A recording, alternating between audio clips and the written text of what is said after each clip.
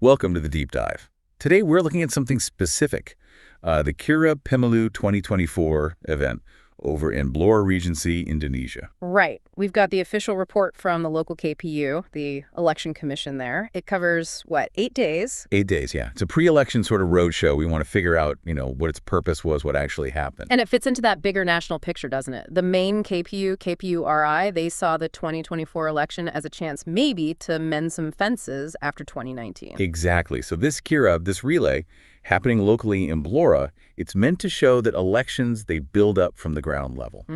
So Blora's leg started September 24th, 2023. It came over from Bojonegoro Regency. And it arrived carrying flags, right? Flags of all 18 national political parties. The plan was to cross Blora's 16 sub-districts until October 1st. Lots of activities. And the core mission seems pretty clear from the report. First, educate voters. Second, get more people out to vote, boost that turnout. Yeah, higher than before. And third, really hammer home this idea that the election is a means of national integration, of unity. Even the cars involved had go vote messages. Okay, so setting this up must have been quite the task.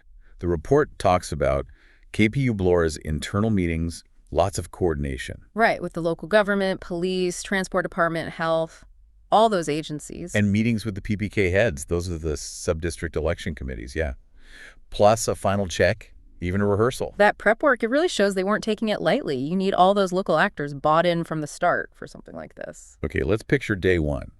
The big kickoff parade in Blora town. It started at Block T, went to the Alun, the main square. What was in the parade? Well, police cars up front, then the vehicles with the party flags, people carrying the national symbol, the Indonesian flag. Okay. And then traditional art brong, single lodro, it's called. Plus horse-drawn carriages carrying KPU and PPK leaders, followed by cars from the political parties themselves, and even official vehicles from other regional KPUs. Quite a sight, I imagine. And the ceremony when they arrive Also sounded quite significant. A welcoming dance, Tari Gambiong, and an interfaith prayer representatives from 6 religions: Islam, Christianity, Catholicism, Buddhism, Hinduism, Confucianism. That's a strong statement about inclusivity right there. Definitely. Then you had speeches. KPU officials from East Java, Central Java, the region of Blora, all echoing those themes. Education, participation, unity. And the handover. Yep, symbolic handover of the flags, signing the official record. But here's something interesting. Leaders from the political parties, the region, KPU, Bawaslu, the election supervisory body, local officials, they all signed a peace declaration for the election. A public commitment to a peaceful process. That's important. Yeah, followed by another performance from the Barong Group and the official send-off. So a packed first day. Then they moved into more direct outreach, right? Day 2, they went to a market. Pasar Sidamakmur Market, yeah. KPU members just talking to people, why voting matters, how to check your voter data, who the candidates are, how to actually mark the ballot. Practical stuff. Right. Handing out flyers, some election-themed door prizes too, and live music playing, trying to make it approachable. And on the same day, something quite different, a talk show at a school. SMK N1 Blora, a vocational high school, called Symphony Demokrasi. They linked the voter education to a school project on Pancasila, the national philosophy. Oh, smart, connecting it to the curriculum. And they observed the school's own student council elections, so making it relatable for young first-time voters. That's a great way to do it. Show them the link between their own democratic process and the national one. Days 3 and 4 continued that youth focus. Another high school visit, SMA Nigeria 1 Japan, for voter education. Okay. And then a talk show specifically for first-time voters at a park, Taman Tirtanadi. They brought in student leaders, civics teachers, KPU members. So really targeting that youth demographic. But they didn't stop there. Day 5 was interesting. Yeah, reaching out to the sedular Sept community, also known as Salmon, an indigenous group. Right. KPU Blora went to their village, Sambangreo, shared election info.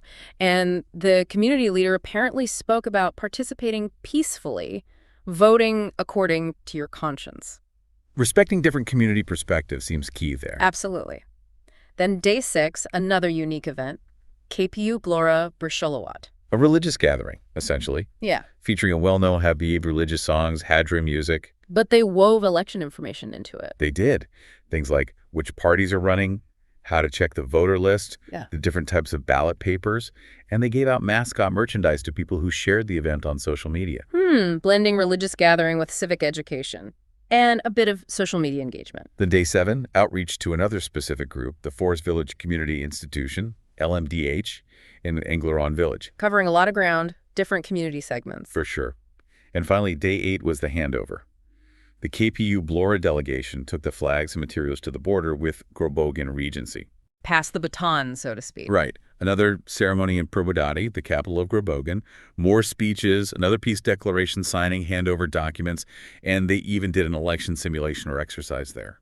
So looking back at those 8 days in Blora, it was a really diverse campaign. Definitely. Markets, schools, indigenous communities, religious events, community groups, trying to reach pretty much everyone. And always with those core messages. Participate, understand the process, and remember, the election is meant to be about national unity. What stands out, too, is how they mixed in local culture, the barong dance, the hadro music, with the straightforward election info, made it feel less like just a government announcement, maybe. Yeah, more embedded in the local context. It feels more engaging that way. Okay, so wrapping this up, we've seen this intensive, multifaceted effort in just one regency. Yeah. It makes you wonder, right, what's the actual impact of something like this? That's the big question. All this outreach, all these different approaches.